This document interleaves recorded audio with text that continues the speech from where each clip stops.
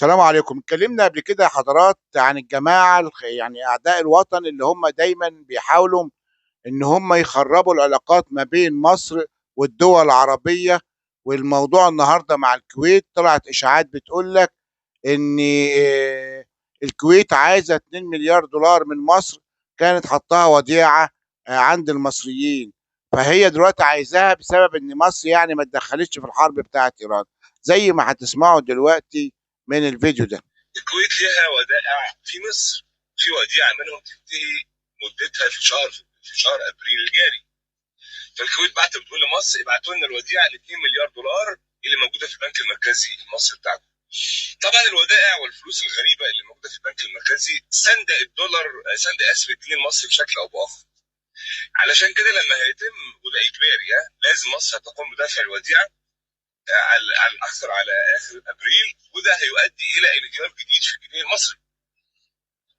يعني بدل ما هو ب 55 جنيه هيبقى الدولار بحوالي 60 جنيه، ولسه في تعويم تاني جاي. تقدر تقول النظام بيتفشخ حرفيا.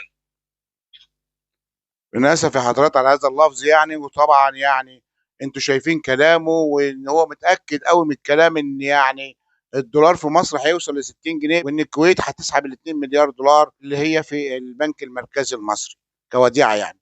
طبعًا الكلام ده كله غلط، وهم نفسهم يدمروا البلد دي يا حضرات، لازم تبقى عارف إن الجماعة اللي هم كارهين البلد ديّة هم نفسهم إن هم يخربوا البلد، طبعًا ده الكلام ده عشان يبث الكلام ده في الاقتصاد أو يبث معلومات ممكن تخوّف مستثمرين أو تخوّف يعني ناس تسحب فلوس من البنوك أو الكلام ده، طبعًا هم قاصدين الكلام ده كلّه، وطبعًا السفير الكويتي طلع مع الأستاذ عمرو أديب في البرنامج بتاعه ونفى كل الكلام ده خالص، ما قال لك ما فيش الكلام ده خالص، زي ما هتشوف دلوقتي الفيديو اللي معروض قدّامك الأستاذ عمرو أديب مع السفير الكويتي في مصر، وبيتكلم على إن العلاقات مع مصر علاقات طيبة جدًا وفي أحسن حالاتها.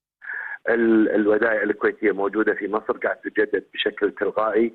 كان في فكرة قبل سنتين ثلاثة إلى تحويلها إلى استثمارات، هذا الملف ما زال يدرس لدى الجهات المختصة في البلدين. أما أن يكون هذا موضوع يطرح في السوشيال ميديا وعبر قنوات غير رسمية فهذا أمر يعني غير مقبول. فهي ودائع تجدد بشكل تلقائي، وزي بعض دول الخليج أيضا في بعض الأحيان تفكر أن هذه الوديعة يتم تحويلها لاستثمار داخل الأرض المصرية. نعم يتم دراسة الموضوع من قبل الجهات الاقتصادية في البلدين، ويتم تحويلها إلى استثمارات حسب ما يتم الاتفاق عليه.